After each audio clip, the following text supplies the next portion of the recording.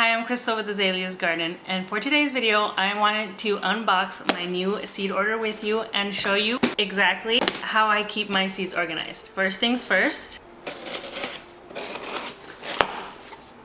Okay, so I went a little heavy and I ordered 15 seed varieties from Johnny Seeds. I love their seeds. If you don't know about Johnny's, you're missing out because they have hundreds of selections of different fruits, vegetables, flowers, you name it. It has been a number of years since I've ordered from Johnny's, so I'm very excited.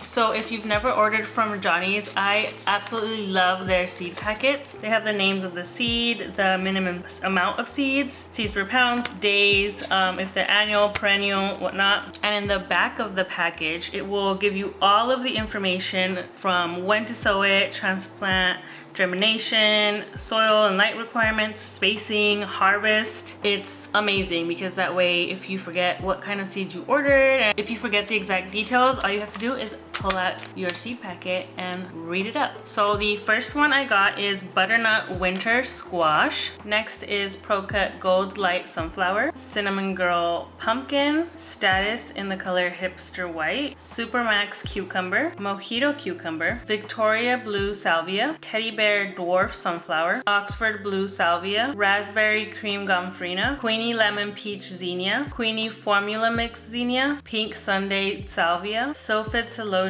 and Camelot Mix Foxglove, or also known as Digitalis. So that is my seed order. I try to be very mindful about what I'm planting as far as my seed orders. I don't like to waste too much seeds if I don't need to, and especially if they have a long shelf life.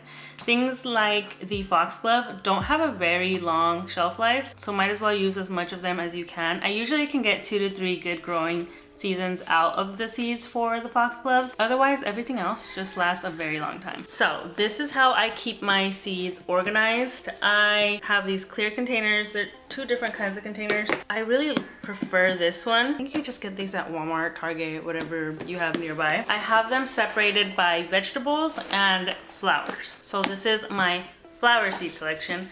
I keep them alphabetized, and I also keep an Excel spreadsheet. So let me show you what I have on my screen. Okay, so here I have my seed list. I don't believe I updated my master list recently, but I have approximately 146 seeds. Let's just update them really quickly.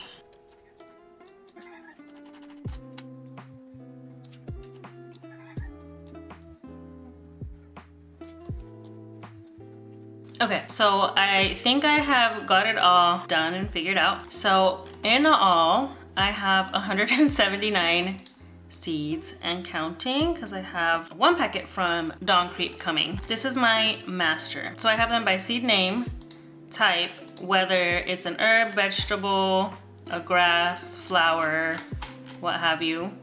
And then I have them by season, which is like the recommended starting. So if I should start them in spring and or summer, fall or spring, fall or winter, spring, fall, summer. I have them the year that I bought the packet, or really the year that they were packaged, the company name in case I want to buy them again and I know exactly where I can get that one from. Growing conditions I don't really use, mainly for like stratification, which I actually need to update because I just didn't really input them for most of these. And then the amount of packets that I have. For some reason I have this like 1 here, which I don't really care too much about. So if I wanted to replenish them, I could. If they are highlighted in red, it means I don't have them and I would like to get some more.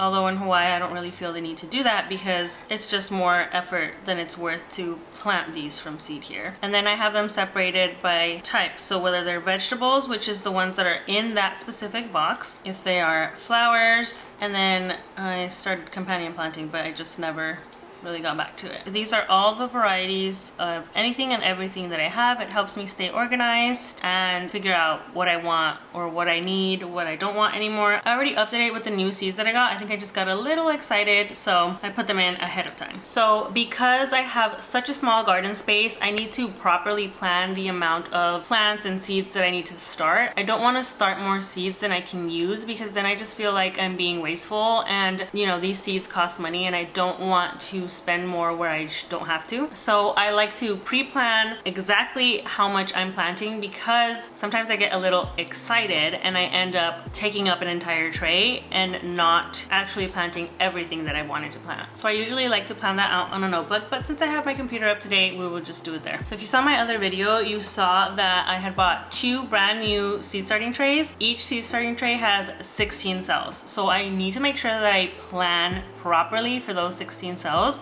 Otherwise I am screwed, or I need to find something different to plant them in, and I just don't like to have a lot of different seedlings in small pots because of the amount of space that I have for them to grow in. So I have on this sheet what I had previously planned, but I am not sure anymore if that's what I want to do. So let me change this up for a bit and then we'll come right back to it.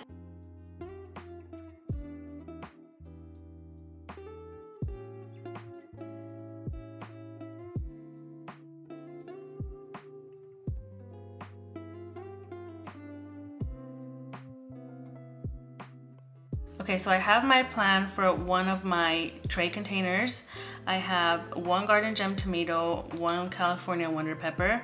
They always germinate for me, so I tend to not have to do more than 1. 2 bachelor buttons, 2 cosmos, 2 gomphrenias, 2 status, 2 celosias, 2 blue salvias, and 2 pink salvias. So now that I have my plan, I can make my tags and start my tray. So if you want to start some seeds with me, that will be in the next video. I hope this was helpful, especially if you have a small garden like I do and you need to make sure that you plan to get the most out of your garden. If you want to plant up those seeds with me, stay tuned for the next video, because that's what we're going to be working on. All right, till next time.